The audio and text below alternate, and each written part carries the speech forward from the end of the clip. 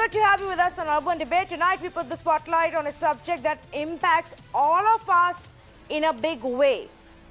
And that is the prices of the products and the services we use.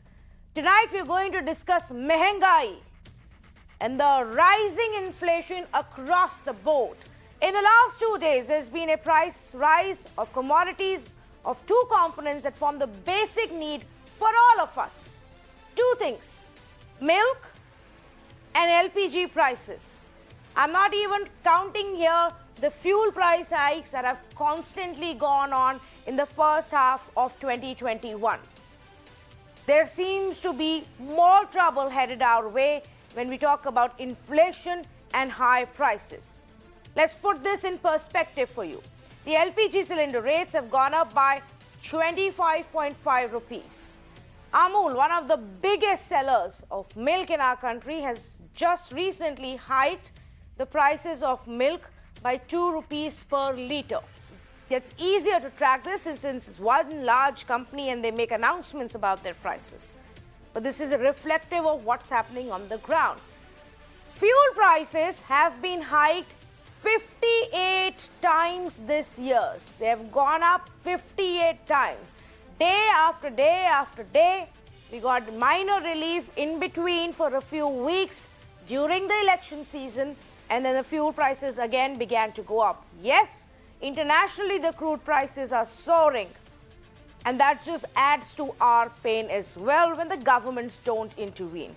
The WPI inflation, the wholesale price index inflation, is at an all-time high of 12.94% in May. Core inflation at an 83-month high. Now, why is this happening? That's what we're going to discuss tonight. What is its impact and how do we deal with it? One big factor is the high rise in inflation. And if you listen to any expert or even the Reserve Bank and the latest financial stability report that has come out, inflationary pressures, high commodity prices is something that even they are warning about, and it could become the next big challenge. What is also adding to this is the continuous increase in international oil prices. One big other factor is the supply hurdles. When there is a problem in transporting material, whatever it may be, because of lockdowns and partial lockdowns and travel restrictions and transport restrictions, when the supply gets impacted, the prices go up as well. So for various reasons, at the end of the day, what happens is we spend more. We spend more for fuel, we spend more for the oil that we consume, for all kinds of fats that we buy, we spend more for the eggs that we buy, fruits that we buy, pulses that we buy. Every small little thing gets more expensive. Transportation costs rise, so whatever gets transported becomes more expensive. Milk prices are already up, LPG up again. What can be done, or are we in for a rough period? Price rise and the pandemic, is that what we should prepare ourselves for? Our phone lines are open. You as a consumer, as a common citizen, as a taxpayer, can also share your views, how you are managing your own budget. Have you cut down on your spending? Are you beginning to feel the pinch already in times when businesses are down, jobs are barely any to come by, appraisals are definitely not happening across most sectors at a time when there is massive job loss in the unorganized sector? Will this hit us worse? Let's say good evening to Sarthi Acharya, economist and former chief technical advisor at UNDP, Anand Gurumurthy of the BJP, Dr. Jagdish Shettigar, professor for economics at Birla Institute of Management, Dr. Anshul Avajit of the Congress Party, Ravi Srivastava, professor of economics at JNU, also joining us this evening. Good evening to all of you. Let me actually start off with Mr. Sarthi Acharya. Mr. Acharya, we are looking at fuel, cooking gas, basic commodity prices going up. Is it just the beginning? Can it get worse from here on? Well, good evening, everybody. But somebody who's an economist would not look at the last months or the few months price increase as something which has suddenly happened.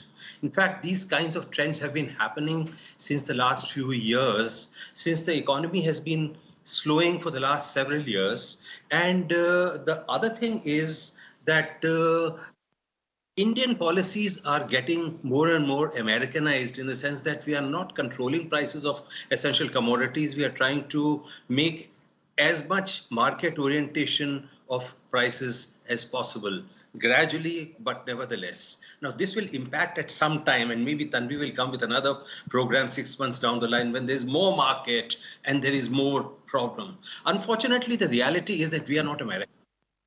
So we are 12 times as dense and 15 times as poor as far as America is concerned. And we are a dualistic economy where a very large number of people are impacted. Thus, to say that this inflation, which is, of course, going to be disastrous for particularly the poorer sections, is something which is a creation of the very recent past? No, it's been a creation of the policies which we've been following for a while, and we continue to be following the same policies. Well, I don't see any difference in these policies. We are going more and more towards markets. So if you look at the prices, I think going beyond Tanvi, I would like to say there are a few other factors which are pushing up the prices. Yes, in fact, Mr. Acharya, so let's get straight to that. You're right. If you take an even longer view, you know, many times experts and economists tell us, well, this is all cyclical. You'll have, you know, prices going up and then prices going down, demand going up, demand going down. And it's just part of the whole cycle. It's part of life. But why it is important to discuss right now is because we are in the middle of a pandemic and an economic slump. We've, you know, pretty much had a quarter of recession on technicality basis, but the economy is obviously down in the dumps.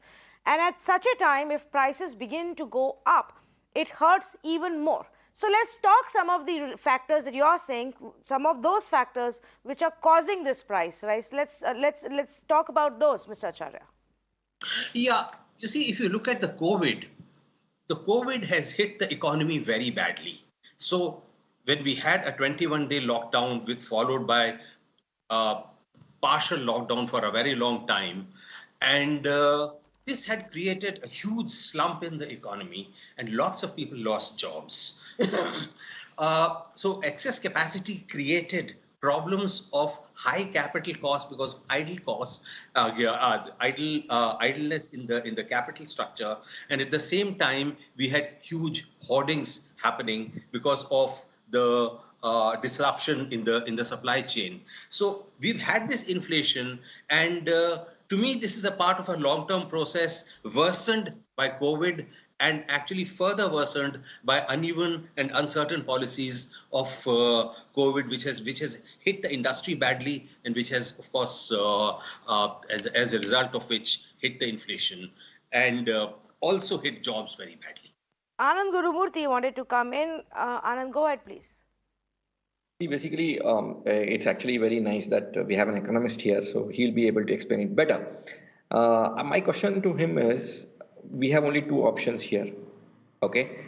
Either to, service the debt as it comes in, or, postpone it, like how it was done with oil bonds by the previous governments. They just, ensured that the future will pay for all the loans that they are taking. Through oil bonds, we are still paying those oil bonds. So I think the economist must tell us, what would be the, go ahead according to him. He says that essentials should be controlled, but at the same time the government is also subsidizing many things, like whatever is being given through our ration shops and other places. It's not going to be stopped. It was announced and it is continuing since March last year, and it will continue up to Deepavali this year. So nothing is going to stop with respect to ensuring that poor get their food. And again, many of the government schemes which are directed towards the poor to ensure that they have jobs are being continued. Okay, and the 6,28,000 crore package that was announced, which is not just 1 year package, it's across many years.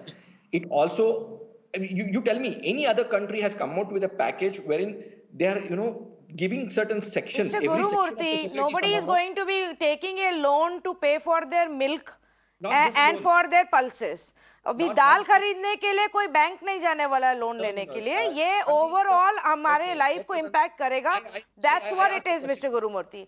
No. I understood your So question. please don't quote random But 6 please let lakh us be crore holistic. package figures to Let me us be right now. holistic. That's Tanvi, not the let's. topic of the conversation. All things economy are not One the minute. topic of the conversation tonight, Mr. One Gurumurthy. minute. I'm coming Tonight to the your point. conversation is only महंगाई and more Yes, महंगाई. Mangai, Tanvi. Let me just explain it now. Why, if you just keep telling Mangai won't go down. Why? What is the reason? Okay, the reason we understood. Okay, and I want to understand from the economists, are we, in a position to service it, or, are we going to push it forward? Whatever is the role of an economist, the economist will definitely explain that, right? There are only two options. Somebody has to pay for it. Either the future pays for it, or we service it in a little by little mode, whatever we can, as on this day. So the government is Okay. balancing both. Fair enough. Is Okay. my So, you know what we will do, and we will definitely, that's going to be a larger part of the conversation on what can be done. But I just want to spend a few more minutes on what is happening. And this is not just an India specific problem, this is also a global issue that many people are dealing, many nations are dealing with right now. I am simply quoting from the financial stability report that has just come out this evening, that does specifically highlight inflation as a key theme. And it says commodity prices, especially of crude, food and base metals, have surged to new highs, with inflationary implications as well as welfare losses for low-income countries. Crude prices continue to rise, supported by strong economic fundamentals in US and China and supply-side concerns. Rise in prices of industrial metals and base metals. 8 global food prices rose for the 12th month in a row in May 2021. This is the global scenario I am talking about. And spiraling prices are fueling inflation concerns, posing a grave threat to increase in food insecurity and undernourishment. The point that I am trying to make, that we need to have a conversation about this now to say what can be done, because the situation is going to worse. This is not just a blame game about why aren't you reducing the fuel taxes. Dr. Jagdish Shettigar, this is a conversation about what is the challenge that we are staring at, and then we talk about how do we address it. So let's start with this challenge. Why are prices going up in this fashion? Dr. Shettigar. Now, before coming to the current situation, I just would like to react to whatever Mr. Acharya mentioned, because there is no point in going back to the controlled economy or the socialistic pattern of the society. I would also like to remind that compared to the pre-1991, that is prior to the economic reforms, when you used to have the inflation at the range of around 28 or the 29%, during the last 30 years, we have been in the range of around 4 to 5%. It is mainly because of the market economy. Now, without going into the details about that, now let me come to the current situation. There are both external factor as well as the internal factor. Now, externally, we are a part of the global economy. Now, there are, as you mentioned, many of the commodity prices have been going up, especially the crude oil. And not only that, along with the rise in the crude oil, it is a part of the strategy of the OPEC, and mainly to take care of the interest of the Saudi Arabia. They have been what they call cutting down the production, as a result of which the crude oil prices have been going down. In addition to that, there has been continuously depreciation of the rupee, mainly because of the attitude of the foreign institutional investors, though in between the rupee has been getting strengthened, but otherwise it is a practical, continuously depreciation. Now, within the country, that is in the domestically, there has been a supply constraint. As you have mentioned, there has been the lockdown for a very long time. The production got disrupted. And because of that supply constraints, prices have been given. And of late, the pent-up demand also coming up. Now, we cannot say that now, Mr. Acharya has pointed out that there is a rise in unemployment, and at the same time, the rise in the price level. Both cannot take place together unless there is a stagflation. Because when there is a rise in, we have to link it with even the manufacturing sector's performance also. Of late, there has been a rise in the IIP. And there is a link, close correlation between the rise in the prices and rise in the manufacturing sector's performance. Now, specifically here, when it comes to retail prices, it is basically because of the rise in the food prices. That is mainly because of the supply constraint or disruption in the supply chain. So we have to address all these aspects. No, because so now- you raise an interesting point, and this was a part of this we addressed last week as well when we were having this conversation. Mr. Ravi Srivastava, usually when we study the basics of economics, we are told that when your economy grows, when the demand goes up, when things are improving, is when you see inflation. But we are looking at a situation where actually job losses are still taking place. Economy isn't really growing on a constant on a larger time period basis. It's still in doldrums, and we are still looking at prices going up and up and up. Is this some kind of a stagflation, as it's said? Tanvi, I don't know whether we should at the moment characterize it as stagflation, because what we are witnessing, actually, let me just point out, you correctly said that what the nature of inflation that we are witnessing just now is very broad based. It is it's global, it is domestic, it is retail, it is wholesale, it is spread across rural consumer prices, the consumer price index, and so basically it's a very broad based inflation, which is why it concerns us a great deal. However, I just want to point out to set the context of this debate is that the nature of what we are witnessing today in India from what we are witnessing globally is very, very different. Okay. Globally, it is the easing of monetary and fiscal policy combined with fairly high growth rates, which is leading to inflation, and that inflation can be tolerated when all these things go together, when high growth and declining employment. In India, as you have rightly pointed out, we have a situation where after the economic crisis, and Dr. Acharya also pointed this out, basically demand has actually slumped. The incomes have slumped. The CMI survey pointed out that 97% of households have suffered a decline in household incomes. There are a large number of other surveys which point out that more than 80% of households have suffered a decline in incomes. So basically, what is the cause of inflation here is not at all demand push. Although there would be 15 to 20% people or less who may still be able to afford things at some price. It is basically cost push. So that is one thing we really have to take. Now, it cost push inflation in a situation where incomes are going down, where there is a high level of unemployment, means that poverty levels are going to get exacerbated.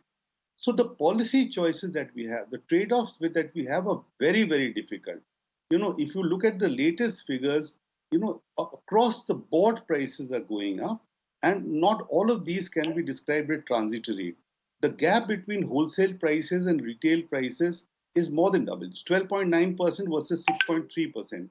Sooner or later, because producers have very low margins, these wholesale prices will be transmitted to retail prices. And this will lead to, even among the poor, non-food consumption is about 60% of their consumption basket. So this will again lead to further decline in their low standards of living. So the context here is one, we are not being able to protect living standards, and inflation is eroding them very, very rapidly. The situation, the inflation, the causes of inflation are not transitory. Many of them are at least medium term to begin with. And the causes are not only global, they're domestic, but they're also policy related. So let me stop here for the time being. So you're saying if you break it down, there are global, there are domestic, and specific policy related as well. Dr. Shettigar, would you want to just respond to what the other two are saying before I take it to the political representatives? Now, policy level, there are two sides. One is from the monetary authorities. As far as the monetary authorities is concerned, already it has crossed their target inflation, which is a 4% plus 2 or the minus 2. That is beyond 6 means they have to step in. It is already 6.6. which means it is a time to step in. But unfortunately, we are in such a situation. I don't think that the RBI's focus should be on the inflation control because of the pandemic effect. Their focus should be on the growth. So I don't think that the RBI will be in a position to take inflation controlling the measures. Now, again, the supply side, I think maybe in the next couple of months, maybe around the Diwali time, it will pick up further and the domestic aspects taken care of. But the only thing is that as far as the global factor is concerned, now we cannot control the OPEC unless we mobilize, with the government also talking about, especially Dharmendra Pradhan has been talking about mobilizing the oil importing countries and also forming a cartel in order to offset the measures of OPEC. Now, unless we do that, we don't have any control. Now, as far as the depreciation of the rupee is concerned, it depends on the attitude of the FIs. Now, as far as the FIs attitude is concerned, of course, we can counter their measures by, probing these our institutional investors like LIC or the UTI or the PSBs. But they have got a limited space. But my worry is not immediately. My worry is actually after 1 year, because already the Federal Reserve has indicated, in fact, they have made an announcement that by the end of 2023, they are going to hike the federal rate at least 2 times. Now, whenever there is a hike in the federal rate, there will be withdrawal of the foreign institutional investor. Yeah. Immediately, there will be market will crash, and along with rupee will get depreciated, and it will have a negative impact on our import prices, plus especially the crude oil. Now, only way out is that I strongly advocate that petroleum products should be brought within the GST net, because as a matter of compromise with the states, because since it involves what we call the consensus among the states, since it involved the constitutional amendment to pass the GST, the government made some compromise, leaving a couple of commodities outside the GST. Correct. Because if the petroleum products brought into the GST, then I'm sure that the prices of the petrol or the diesel will come down at least 30 rupees per a month. Because some people argue that that will affect the revenue of the central government and the state government. I don't buy that, because if the petroleum products prices are cut down, the government's excise duty collection may get adversely affected. On the other hand, the cost of production of the companies will go down, resulting in their profit margin going down, with their contribution of the corporate taxes to the government will go up, and similarly, the PSPs will be in a position to contribute higher dividend to the government. Dr. Shettikar, what you're saying, yes, is a debate about whether bringing it under GST will significantly cut the prices. And yes, there are two sides to it. But unfortunately, this will, at the end of the day, this just becomes a debate between economists and academics, because when it comes to the ground reality, the states are not agreeing. Even BJP governed states are not agreeing. And the larger concern there, Anshul, as many of the states keep raising, is that already our GST dues don't come on time. Already we keep waiting for center to give us more money. We can't let this big source of revenue go as well and put it in the hands of the center. If not, can we see all states come on one agreement, at least solve one problem, which is of high fuel taxes, and by bringing in fuel under GST? No, the state's share can be... Dr. Shettikar, if you just allow me, if I can just take it across to the state representatives, to the two political party representatives that I have. Anshul, Avijit first. Tanvi, the Congress has been saying clearly for a long period of time now that bring fuel prices under the banner of GST. We have a strong, categorical, unequivocal position on that. So there is nothing else to be said about this. The fuel prices, this unremitting increase in fuel prices, as you mentioned, 58 times past year, has led to a cascading effect, which has led to an increase in inflation and price rise as well. And that, coupled with other factors, has led to the supply side push inflation, which the other economists have mentioned very well. Tanvi, I want to point out that this is a perfect storm. You have high inflation, you have low growth rates, you have high levels of unemployment, you have poverty levels that are increasing precipitously. 23 crore people have slipped under poverty in the past 1 year. You have the GDP per capita that has fallen below 1 lakh rupees.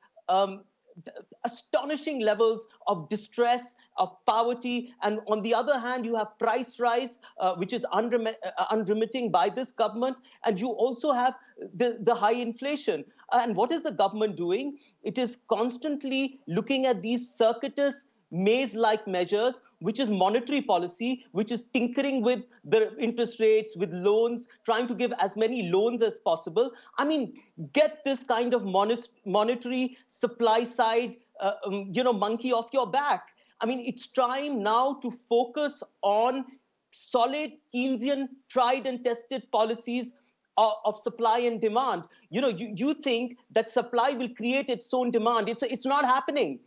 In fact, in this kind of contraction in the economy, as was rightly pointed out, has been happening even before the pandemic. In 2019, you reduced the corporate tax, but that money that money was not reinvested in the economy. It was all for offloading debts. And that is what is happening even now. The top companies that are making a lot of money due to the stock market are not reinvesting, they're not increasing their capacity. There is an extreme amount of divergence here. They're all offloading their debts at the moment. They're deleveraging here. It's not going inside the economy. There are methods of doing this, and that is increasing your demand side stimulus. You need a fiscal stimulus. And at this time, when you need a lifeline, where there is an existential crisis, this is not a normal situation where you can say, I can tinker a little bit with the, supply side issues. I'm a monetarist. I'm a conservative.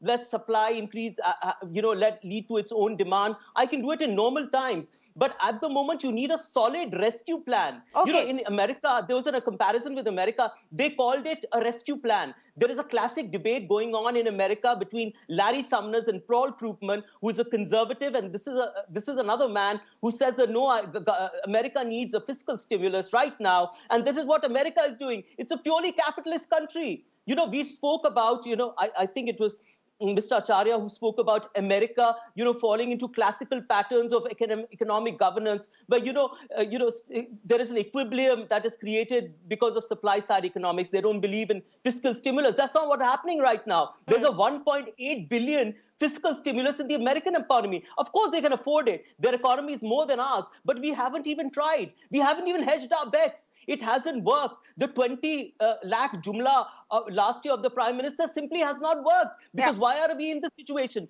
Please hedge your bets, improve your options, try demand side economics for God's sake once, and see what happens now. I mean, this is a dire situation. Anshul, I get your point.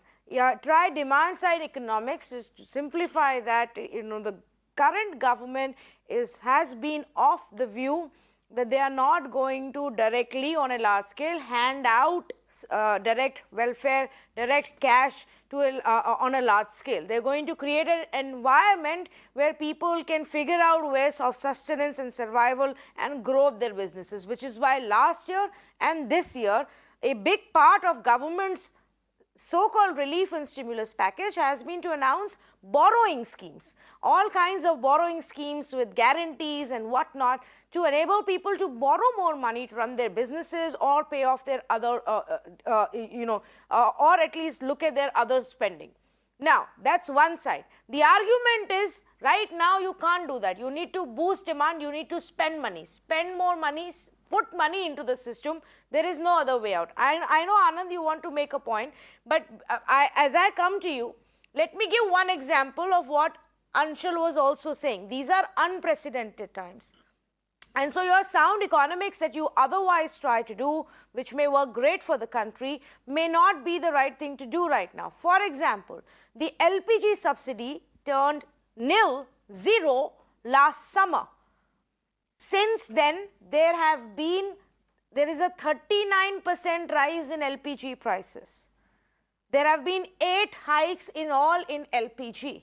Now, while it's great economics to say we don't want a very big subsidy bill, and that's not our policy, maybe now is not the time to keep adding to the burden of the people by increasing these prices. That's one simple example where your economics can be countered.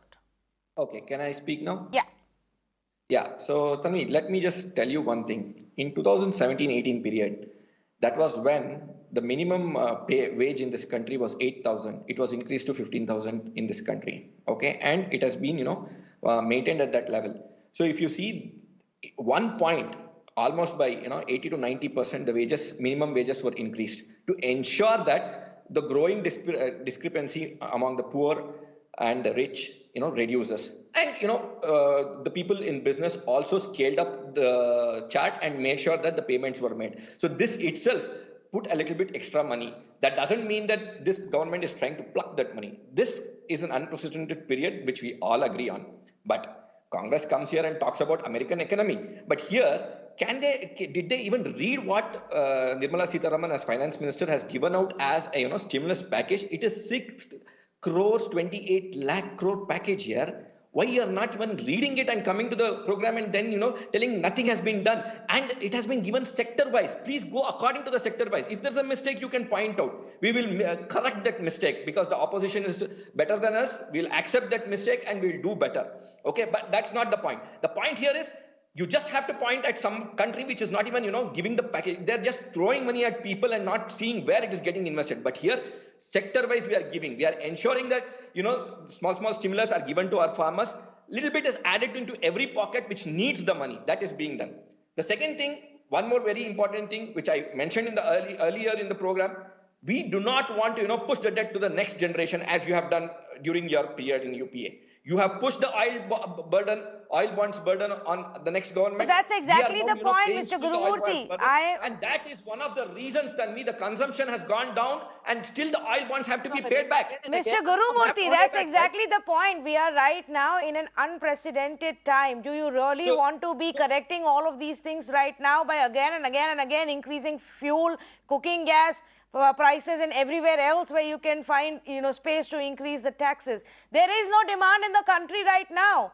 What is the point? What is the point of fighting for lower interest rates in the hope that companies will start investing money when they are not going to invest money to make new manufacturing facilities because people are not buying anything? If I am not buying clothes today, my manufacturer is not going to be making those clothes. They don't need more money or loans to set up new manufacturing facilities. So they are not going to be spending money. And how are you going to restart this economy? It's as simple as that. On top of that, allow me, on top of that, not only are you not reviving this demand, now you are telling me I have to pay more for those clothes, more for that milk, more for that fuel, more for that dal that I have to eat, more for everything else.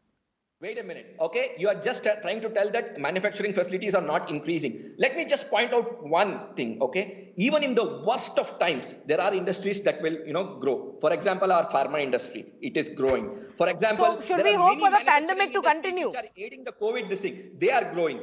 The railways, worst affected, passenger fare, they are maintaining. Mr. So this way, you can do better than that. There are things that are flowing. If you are trying to, tell that nothing is flowing through, it is just like the Congress, this thing. Okay, in the debates, they say, oh, GST, we are supporting. But when it comes to the GST meetings, their own CMs will come and say, no, we are not supporting this. They will say, no, the farmer has to improve. But they will not, agricultural bill, though it is passed, they will not let the farmers go back. This is just like the Congress commentary. Some place we have to understand, this is a crisis period. We are facing this crisis period. In 2020, we are facing this crisis period. The citizens who are now earning have to pay here. We cannot just, throw the debt on to somebody who is coming and starting working in 2030 or 35. That's not what we are going to do. And that's what I'm trying to explain here. Okay. Mr. Acharya, would you like to come in here? So, what can be done if the government is going to stick to this policy that we will not directly hand out more subsidies, more cash, then how do we prepare ourselves? And now I'm not just talking about today's situation, But every single indicator tells us worse times ahead in terms of mehengai. So what can be done? Very quick 3 points, Tanvi.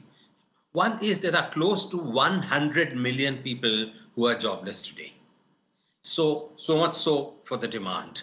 The other thing is that government's own statistics show that the average wage in average earning in rural areas is from 8,000 to 15,000. So, I mean, where is the 6 lakhs going?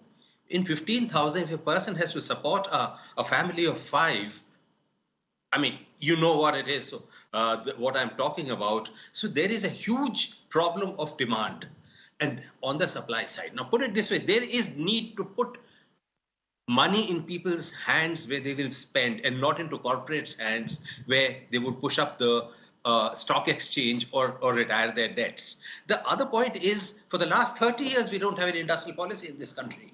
How would industries grow without a proper industrial policy? We are not. If you look at South Korea, for example, they had an industrial policy until about 2, 3 years back. China today has an industrial policy. We should be able to nurture industries to grow and employ people. We must be having a skill system which skills people according to the requirements of the industry. Our industry is only employing about 16% of the people, and that number hasn't changed since years now, decades rather. So we have a serious problem of distribution on the one hand. In fact, some of the richest people in this country have become richer and some of the poorest people have stayed where they are. So we need to have a distributional policy and we need to have a strong industrial policy which would provide a push to the industry to grow effectively. Finally, we must have a strong research and development policy. We cannot live on foreign largesse for too long, even in the pharma sector where we're borrowing technology other than for one company. So, I mean, these are some of the points which need to come into the framework if we are talking about a revival in, let us say, 3 to 5 years. Yes, in fact, one aspect that you raised right in the beginning was that of unemployment. And Mr. Ravi Srivastava, I come to you on this as well because, well, who's been impacted the most? It is, people working in the unorganized sector. It's the labor. It's the migrants. Those are the ones who are now largely dependent on the government's rural employment generation scheme to try and get work here and there for a few hours and get some money out. But those are the ones who've been badly impacted. They already don't have enough money, and now they have to pay more for everything else. So what is the immediate relief that can then be given to them, or is there none? Yeah. Thank you, Tanvi. So just 2 or 3 points. Number one, I think here several people have pointed out that we do need to transfer incomes to the poorest sections of society. The total size of the fiscal stimulus till date has been roughly about 1.3 or 1.4%, which is just about half the total stimulus which was there after the last financial crisis of 2008-2009. Given the scale of the crisis, this is grossly insufficient. That's number one. Number two, you already pointed out, and Dr. Shettigar also has pointed out, to policy-related issues, for example, petroleum product prices. And every 10% basis point increase in petroleum products translates to about a 0.5% basis point increase in inflation. And it translates into an all-round inflationary increase across all sectors, rural, urban, and so on. So transport inflation is a very major part of it. The final issue, I think what we need to turn back and look a little more deeper. We talk about crisis, and the crisis is undoubtedly unprecedented. But why is it that India suffered a crash in the economy to the extent of minus 7.3% last year, when all our neighboring economies averaged a slow growth rate of 2 to 3%? Were policies responsible for this or not? What about the lockdown at 4 hours notice, which threw, in my estimate, 40 to 50 million people on the roads, the largest urban exodus which we have ever seen in India? And this second wave has come on top of that. So really, we need to take care of the poorest people. That is why the inflation situation here has never been like this before. But breaking Mr. the Ravi backs of Srivastava, on that, Anand Gurumurthy says, look, we've already extended the scheme to give food grains to all of these people. That's been extended up to Diwali. Look, we've also extended the additional support in the employment generation scheme. So that part, he says, the government is already addressing. And one more thing that Well, I would like to tell is, see, when the second wave came, we all saw how. I can come in for a Please. minute. Yeah, Yes, it's yeah. true that Ravi some Srivastava amount first, of then to Anand Gurumurthy. Yes, sir. Yes. some amount of assistance has been extended. But the total quantum of this, if you add up the latest package also, is no more than 1.3 to 1.4% of GDP. This is very low given the scale of the crisis. This is very low given the depression in incomes and employment that we currently have in the economy as a whole. And on top of that, we have this inflation, food inflation, non-food inflation. Pulses prices are going up, milk prices are going up, all prices, oilseed prices are going up, oil prices are going up. So this is really breaking the backs of poor people in this country. Not only poor people, even middle class people, even pensioners. Their returns on their meager savings today are negative. And our first concern has to be to do this and to also to address the issue of inequality, which Sarthi has pointed out. Okay, yes, Anand Gurumurthy. See, first of all, when it comes to the lockdown on a 4 hours notice, okay, in the second wave, we all saw what happened to our country. What happened? So many discussions happened about the oxygen shortage and anything and everything. What if the same thing had happened in the first wave?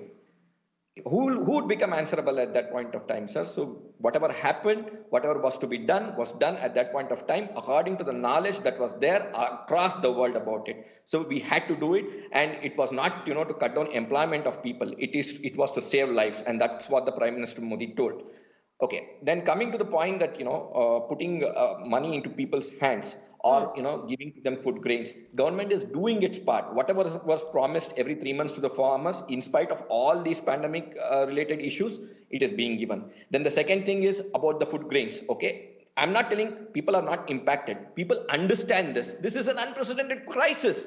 This is happening. Okay, and when things are being given out, they're going to be given out to to the sectors which require the most, and that's being done. And the packages that are being given, always it is like, when we compare the GDPs of different countries, we say USA's GDP is very high, okay, and even then they are giving 14 to 15% of their GDP, and India's GDP is low, so we are giving only 1.5%, 2%. But according to the requirement, the government will give, right? According to the requirement, the package will be pushed across, right? And a small burden is being pushed across. I'm not denying that. But that we have to bear, keeping in mind that this is for the small period of time that we are facing.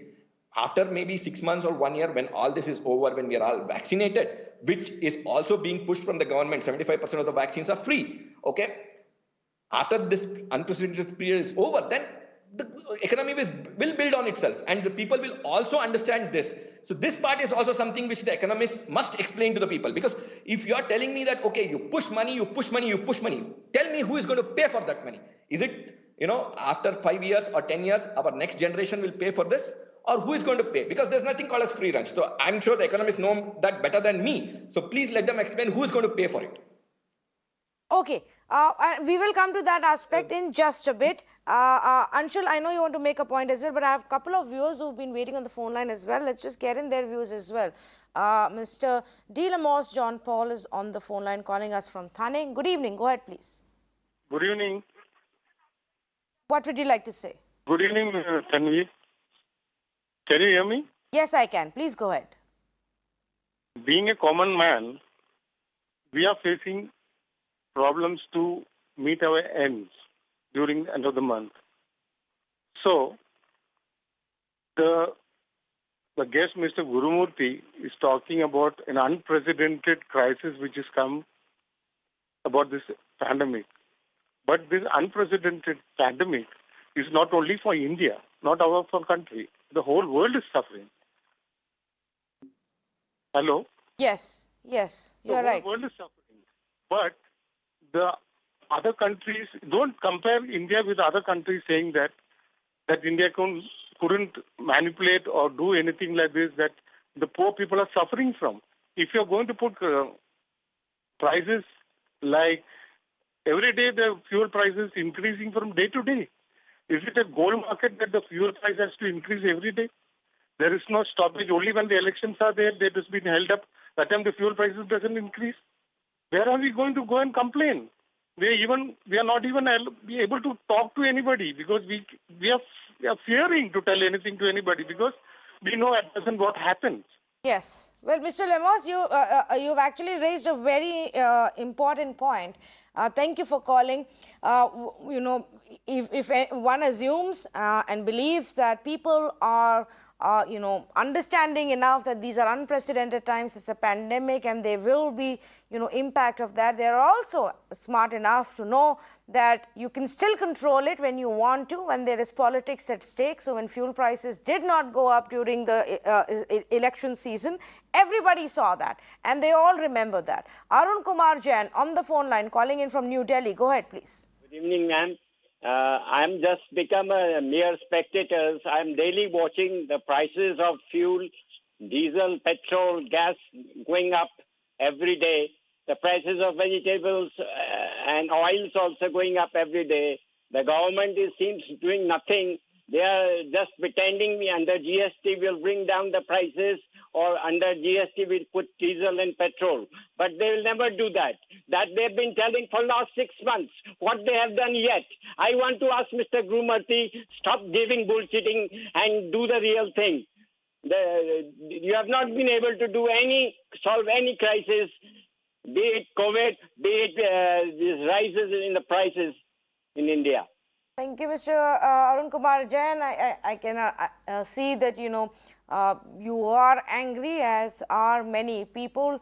The idea of this conversation also is to see what can be done, what is possibly the solution. Anshul wanted to make a point before I went to our viewers. Go ahead, Anshul. No, the point is, I think the first, caller made a very, very important point, that he stressed on the fact that is India an outlier in this crisis, or is it a part of a larger global story of pandemic distress? I mean, that's what the Prime Minister is saying. Ye Vaishvik Mahamari hai. The whole entire world is affected. It comes in 100 years. So what are we to do? Look at the other countries. Look at the countries in the West. We are suffering as badly. The point is that the Indian economy was contracting even before this happened. I mean, all the agencies were saying it. Among all the emerging economies of the world, India was performing one of the worst. And it continued to perform badly after that. The Make in India program of the Prime Minister before this pandemic was a complete flop show. And that's because it never focused on the real economy. It never focused on jobs and output, which is the government is not going to do at all, which the government should do. And at that time, there was a need to focus on labor-intensive manufacturing. That never happened. Mr. Gurumurthy thinks that giving this kind of, chawal roti philosophy, you can put your conscience at rest. I mean, it's an absolutely humiliating thing that you can think that you've given out this some kind of a dole to the poor people in a travesty of what is welfare and help, and think that they have no other need. I mean, they don't have to pay the school fees for mobile recharging. They don't have to pay for medicines. It's absolutely humiliating. It's actually a joke on poverty that he thinks he can get away with this. I am time and again saying there is only one way out of this crisis. And yes, I have read, the latest package. Mr. Gurumurthy's allegation was that I didn't go through that package. I've gone through it with a fine tooth comb, with a magnifying glass, and it was an extremely tedious process, let me assure him, because it's full of hoaxes. I know it's full of booby traps, which we can see them. They're not even clever enough anymore. We can know that this is not going to work. 1 year of these kind of supply side SOPs have not worked, and we are on the cusp of what was the word that was mentioned before, even if we are not in it, which is stagflation. There is a classic principle, a common principle which everyone knows about in economics called the Phillips curve, in which there is a stable and inverse relationship between inflation and unemployment. Inflation goes up, that means unemployment actually goes down. This is not what is happening at the moment. There's complete disruption of that. We don't even know where we are going. And, there is complete kind of, there is no economic policy worth its salt at the moment. What the chief economic advisor does is, cast aspersions on the data that is coming in. When when the data of CMIE is given to him, he said, no, we don't agree with the methodologies there. And when you say that, you listen, this is your own government data which is saying that, per capita GDP in this country has fallen before 1 lakh. Less than 1 lakh rupees, then he says, no, but we are a part of a global pandemic. So what can we do? We are a part of that global story. It's a strange kind of reply by this government, which seems to be completely clueless in the midst of this crisis. And it's a disaster, for all of us. I mean, the worst is yet to happen, Tanvi. Okay, so may I just, okay, Anand, I'll give you time to respond, and then I have a question for Dr. Shettigar. Yes, Anand. See, one thing is when the caller told, he told many things which are happening with the middle class families, and it affects every one of us. Even in the panel, we know that price rise has affected each one of us. It's not something we denied. Even I didn't deny. But at the end, he told one last statement saying that what happens if we speak. That really shows where he's coming from. He's telling something which is not happening in our country. There is complete freedom of speech, and everybody is speaking about it. Yes. We all know that this has happened, and I'm trying to explain what is the option that we have. Whether we, take this debt and keep it for the future, or we try to service it in a little by little part ourselves. So this is what the government is doing, and that is what. Okay, so deal with the Mengai. So deal with the Mengai, because we are looking at a larger picture of cleaning up the books, getting rid of the debt, rolling, finishing off the subsidies, and having cleaner economics in that sense. All right. Yeah, I just want you to understand, Mr. Anand Gurumurthy, where you come from. You may believe what you want to believe, but every citizen in this country can justifiably feel differently. And if they feel a sense of apprehension or fear, you cannot dismiss it by saying, oh, now I know where you come from, so your argument doesn't hold value. Which he made, that is the only thing which I said. No, I don't think you should. He made was not right, madam. It may not be right according to you, Mr. Gurumurthy. It may not be right according to you, but every citizen in this country has the right to feel the way they do, and they have expressed it. There's one statement which is very dangerous. Freedom of speech is of utmost importance. Even recently, when Prime Minister spoke on the 25th anniversary. We'll have a debate on freedom of speech another day, Mr. Gurumurthy. I don't have time for that tonight. The emergency period, we respect freedom of speech. Oh my God! Every comparison doesn't have to be for emergency period unless you want to have an emergency in the country today. Dr. Shettigar, if I can just come to you. All right, a version of sound economics, let's say what the current establishment believes in doing with its policies. They want to go ahead with it. They want to service off debts. They don't want, a fiscal deficit which is 6%, 7%. They don't want constant rollover of subsidies. They don't want burden on the, state-owned oil companies. And all of that is understood.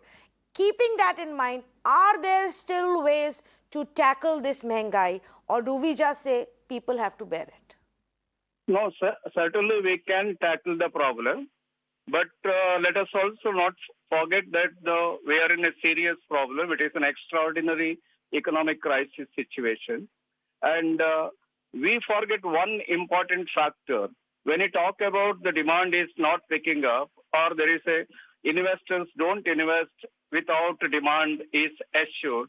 One important factor we are forgetting or ignoring is that in this situation, there is a new factor come in, that is what is called the behavioral attitude of the people.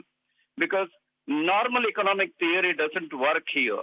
Because we know that as a consumers, we limit our buying only to the extent of what we require. We don't buy more than what we require, which normally happens during the normal situation. That is what we call the demonstration effect in economics, or spot effect, which doesn't happen here. Everybody, whether they are buying online or not, they limit to the extent of whatever they require.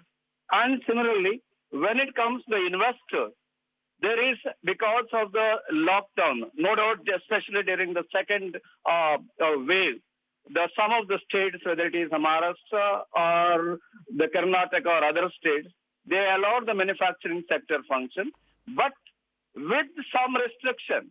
They did not allow them to function fully. And there is also the problem of getting the workers also, though it is not as severe as it was during the first wave. But still, they had a problem. So both from the point of view of the suppliers and the consumer, this behavioral aspect is the major problem. And that is mainly because of the fear. Now, we can come out of that only when most of us get vaccinated.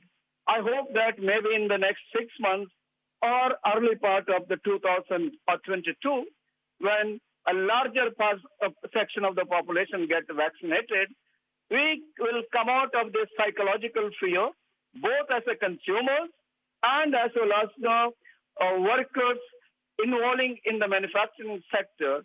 We try to behave normally. Yes. Now, this aspect is not, unfortunately, not debated, neither at the expert level nor at the policy making level. So that is why whatever the policy measures initiated, Well, now we cannot compare with the US and all because we don't have that capacity to give that sort of the stimulus. No, so you're right, Dr. But Shettigar. even A lot whatever of... we have given, it right. is not yielding the result mainly because of that. Right. So let us not forget about that. So But let me we also have say, to- while you are right, and a lot of our problems do stem from the pandemic, it has badly impacted also the consumer sentiment. People who even may be able to spend a little money today to buy something more today are trying not to do that because they don't know what will happen tomorrow. But this was also the situation to a certain extent before the pandemic hit us. Do not forget that even before the pandemic hit us, our economy growth, GDP growth had already hit 4% from an 8%. So we were already beginning to look at these painful points, and that has obviously become much, much, much worse in the pandemic times. When the economy is down, the outlook for jobs is bleak, unemployment is on the rise. The worst thing to happen is Mehengai, is high prices. So whatever be the larger vision for good sound economics and good math for earnings and spending for a government, all of that may need to suffer a setback simply because these are unprecedented times which will require unprecedented steps to come to the rescue of the people who need it.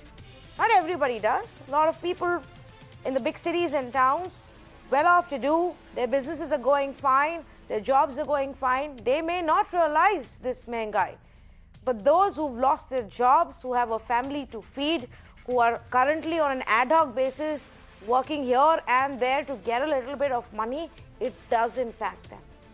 And they must be taken care of. Thank you for joining us.